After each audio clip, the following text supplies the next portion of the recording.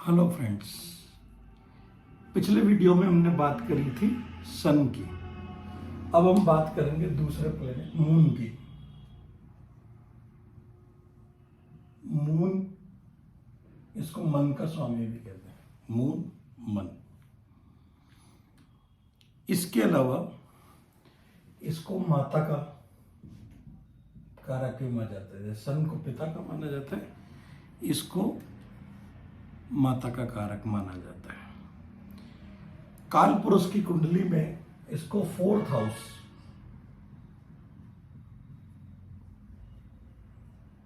उसका स्वामित्व दिया गया। सन को 5th का दिया।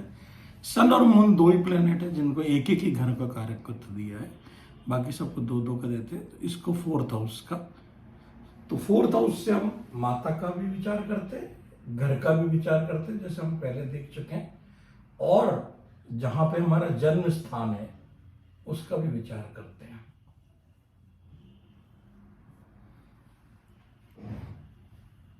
तो अब चंद्रमा के बारे में कुछ चीजें बड़ी इंपॉर्टेंट हैं। एक तो क्योंकि ये मन का कारक है और ये सबसे तेज चलने वाला प्लेनेट है। जैसे हमने देखा कि सूर्य को एक पूरी राशि का चक्कर लगाने में 1 से 1 महीना लग जाता है, चंद्रमा 2.25 दिन के अंदर। वहीं शनि को जब 2.5 साल लगते हैं, 2.5 साल एक राशि को, ये 2.25 दिन के अंदर एक राशि को कवर कर लेता है। तो अगर 30 दिन की डिग्री वो हो तो ये करीब करीब 13 डिग्री है। अब दूसरा बहुत तेज चलने वाला है। अपन जानते हैं कि मन भी हमारा बहुत तेज चलता है इसी तरीके से, तो इसको मन का जो है वो स्वामित्व दिया गया है। तो अब जानते हैं कि भाई इसके अलावा जो इसको अदर जो रिप्रेजेंटेशंस दिए गए हैं वो फूड का भी दिया गया है, पर्टिकुलरली लिक्विड का। चंद्र, क्योंकि 4th हाउस दिया है, 4th हाउस जल तत्व राशि है। तत्व अपन ने सूर्य का देखा था, सूर्य अग्नि तत्व था, ये जल तत्व राशि है। वर्ण इसको वैश्य का दिया है।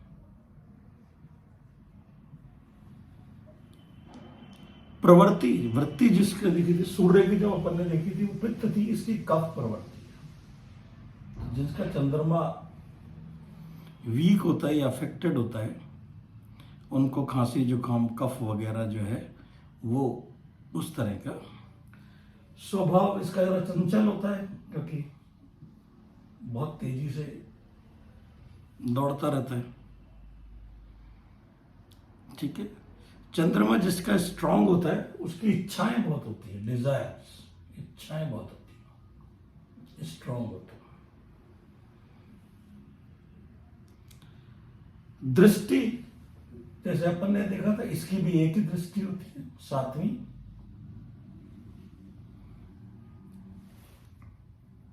मां की तरह होता है, तो किसी से भी मित्र शत्रु अपन ने सूर्य में देखा था, ये किसी से भी शत्रुता नहीं रखता है। हालांकि बुध इससे रखता है, लेकिन ये मां की तरह होता है, तो किसी से भी शत्रुता नहीं रखता है। गुण में इसको भी सत्व गुणी माना गया है।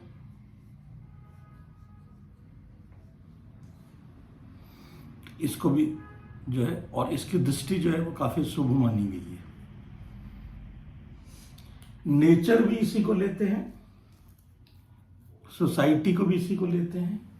ट्रेवल्स, क्योंकि ये भी घूमता रहता है, और जिस जातक की कुंडली में मून अच्छा हो या खासकर 3रे भाव में हो, तो छोटी छोटी ट्रेवल करेगा, ट्रेवल खूब करेगा। 9वें भाव में होगा तो लंबी दूरी की यात्राएं करेगा, तीर्थ स्थानों की यात्राएं करेगा। 12वें में होगा तो विदेश यात्राएं करेगा।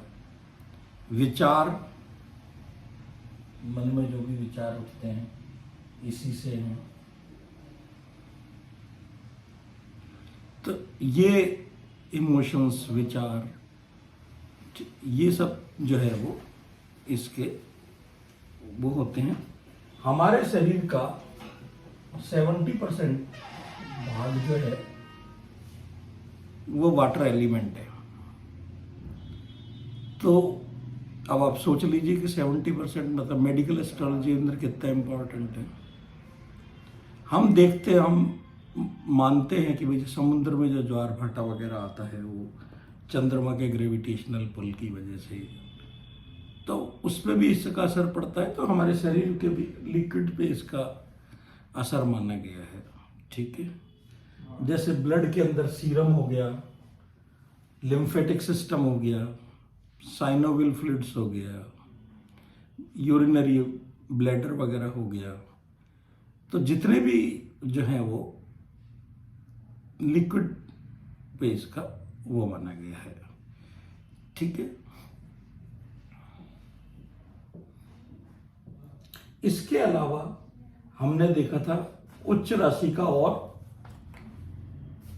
नीच राशि के बारे में। चंद्रमा की उच्च राशि जो है वो सेकंड राशि के अंदर ये उच्च का माना जाता है। सेकंड हाउस वृष, इसमें ये उच्च का माना जाता है। नीच 8th हाउस, मैंने कहा नहीं, उच्च में मतलब अच्छा फल देता है, नीच के अंदर थोड़ा फल कम देता है, बाकी और कोई उसका वो नहीं है। और स्वराशि इसकी होगी 4th हाउस। अब इन सब का मतलब क्या है? इन सब का मतलब एक चीज जो मैं बता दूं इंपॉर्टेंट, कोई भी ग्रह जो अपना फल देता है तो वो एक तो परम उच्च अवस्था हो, तो जो परम उच्च अवस्था के अंदर होता है तो वो जो है वो अपने सबसे उच्च फल देता है। मतलब उच्च राशि के अंदर ही परम उच्च हो तो वो उच्च का फल देता है। इसके बाद में आता है उच्च, उसके बाद में आता है स्वराशि, इसके बाद में मित्र की राशि, यहां तक तो ये अच्छे फल देता है। फिर सम राशि, न मित्र न वो, इक्वल फल देता है। शत्रु राशि के अंदर ये अनकंफर्टेबल होता है। और खासकर चंद्रमा के बारे में ये माना जाता है कि इसके ऊपर किसी की दृष्टि पड़ जाए उसके भी फल ले लेता है, और जो इसके साथ होता है उसके भी थोड़े गुण इसके भी रिफ्लेक्ट होते हैं। सूर्य के साथ में अलग है। सूर्य के साथ में अगर कोई ग्रह बैठे तो सूर्य उसको डोमिनेट कर जाता है, और अगर कोई ग्रह पास में आ जाए तो वो अस्त हो जाता है। अस्त मतलब, कहने का मतलब ये है कि जो उसकी रश्मियां हैं वो हमें दिखाई नहीं देती, या उसके फल हमें महसूस नहीं होते, क्योंकि सूर्य के फल ही सब ज्यादा मिलने लग जाते हैं। चंद्रमा के साथ में चंद्रमा उनके रिफ्लेक्ट कर देता है। तो शत्रु राशि, सम राशि, ठीक है, इनमें इसके इफेक्ट ठीक नहीं होते। फिर चंद्रमा के कुछ योग भी होते हैं। ठीक है, अगर ये मान लो राहु और केतु के साथ में हो जाए, अब ये राहु और केतु हमने पढ़ा था कि ये नोड्स होते हैं। चंद्रमा स्थान तो प्लैनेट्स के अंदर दिया हुआ है, लेकिन है तो ये अर्थ की सैटेलाइट। इसके तो ऊपर ने नोड्स देखे थे। तो राहु मून के ही वो हैं, राहु को ले लेते हैं अटैचमेंट। किसी चीज से आपका बहुत ज्यादा अटैचमेंट हो जाए तो राहु और चंद्रमा की अगर युति हो जाए तो आपका अटैचमेंट बहुत ज्यादा हो जाएगा। केतु डिटैचमेंट है, उसी के अगेंस्ट, क्योंकि एक दूसरे से 190 के रहते हैं।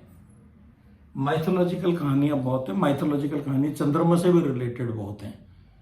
लेकिन मैं अभी उसमें नहीं जा रहा हूँ माइथोलॉजिकल कहानियों में। अभी अपन बेसिक पे ही कर रहे हैं। माइथोलॉजिकल कहानियाँ कुछ लोगों को समझाने के लिए, या क्या संबंध है बुद्ध से चंद्रमा का क्या संबंध है, या शिव जी से चंद्रमा का क्या संबंध है, या चंद्रमा घटता बढ़ता क्यों रहता है। क्योंकि आपको मालूम होगा एक चंद्रमा ही ऐसा प्लेनेट है, बाकी सारे प्लेनेट वो रहते हैं, चंद्रमा जो है वो घटता बढ़ता रहता है, बाकी और कोई प्लेनेट ऐसा नहीं है। यानी 15 दिन बढ़ता है, 15 दिन घटता है। शुक्ल पक्ष और चंद्र कृष्ण पक्ष, दो पक्ष लिए जाते हैं। शुक्ल पक्ष में बढ़ता है, कृष्ण पक्ष में कम होता है। एक दिन पूर्णिमा होती है, जिस दिन सूर्य की किरणें इस पर सबसे ज्यादा पड़ती हैं, उसे सबसे ज्यादा चमकदार होता है। और अमावस्या होती है जब ये सूर्य, अगर किसी कुंडली में सन और मून दोनों एक ही साथ दिखे, एक घर में दिखे, तो समझ लो कि उसका जन्म जो है अमावस्या के पास है। और अगर सूर्य से 7वें घर के अंदर मून दिखे तो वो समझ लो कि पूर्णिमा के पास है। सबको अपन ने क्रूर ग्रह माना था। मून सौम्य ग्रह है, बट कंडीशनल, नैसर्गिक नहीं है। सौम्य क्या है? शुक्ल पक्ष की अष्टमी से लेके कृष्ण पक्ष की सप्तमी तक। शुक्ल पक्ष की अष्टमी से लेके कृष्ण पक्ष की इसको सौम्य माना है, शुभ माना है। और उल्टा ही कृष्ण पक्ष की अष्टमी से लेकर शुक्ल पक्ष की सप्तमी तक इसको जो है वो अशुभ मानते हैं। तो ये कंडीशनल है, आपकी कुंडली के अंदर कहां है, नैसर्गिक नहीं है। नैसर्गिक शुभ ग्रहों के अंदर गुरु को लेते हैं, शुक्र को लेते हैं। दूसरा, सूर्य के बारे में अपन ने बात करी थी एक बार जब प्लैनेट्स के अपन ने शुरू में बात करी थी। सूर्य मेल प्लेनेट है, पुरुष। चंद्रमा और शुक्र जो है वो फीमेल प्लैनेट्स है। माता का कारक है, फीमेल प्लैनेट्स, चंद्रमा और शुक्र। तो ये दो फीमेल प्लैनेट्स हैं। तो ये चंद्रमा की मुख्य बातें थी। आगे अब किस भाव में ये बैठता है उसके भी फल अलग अलग, हर एक प्लेनेट के फल अलग अलग होंगे। डिपेंड करता है एक तो कालपुरुष की कुंडली के हिसाब से वो किस भाव में बैठा है, और दूसरा वो किस राशि में बैठा है। तीसरा, उसके ऊपर दृष्टि और किस किस की पड़ रही है, शुभ ग्रहों की पड़ रही है या शुभ ग्रहों की पड़ रही है। उसके साथ युति, मतलब कंजंक्शन कहते हैं। अगर दो ग्रह, दो प्लेनेट एक साथ किसी भाव में बैठ जाए वो युति कहलाती है। और एक और चीज होती है परिवर्तन। जैसे मान लो शुक्र की राशि 7 है, शुक्र को 7, 2 और 7 दे रखी है, 7 भी और 2 भी है, और चंद्रमा को 4 दे रखी है। तो अगर मान लो शुक्र चंद्रमा में आ जाए, 4 नंबर राशि में आ जाए, और चंद्रमा 7 में चला जाए, तो ये एक तरीके से एक दूसरे का घर हो गया, परिवर्तन हो गया। ये भी एक तरह का योग हो गया। इसका मतलब भी यही मानते हैं कि दोनों साथ ही हैं, इसको परिवर्तन योग कहते हैं। तो इन चीजों का फर्क जो है वो, प्लस इसके अलावा और एक जो आगे अपन पढ़ेंगे, दशा। तो दशा का भी फर्क पड़ता है। एक होती है महादशा, चंद्रमा की महादशा 10 ईयर्स की होती है। उसके बाद में अंतरदशा, और उससे छोटी प्रत्यंतर दशा। इससे छोटी भी होती है, अगर अपने को एग्जैक्ट टाइमिंग निकालना हो तो सूक्ष्म दशा वगैरह वो छोटी भी होती है। तो ये मुख्य मुख्य हैं चंद्रमा के बारे में। अगली क्लास में बुध के बारे में बात करेंगे। जब तक नमस्कार।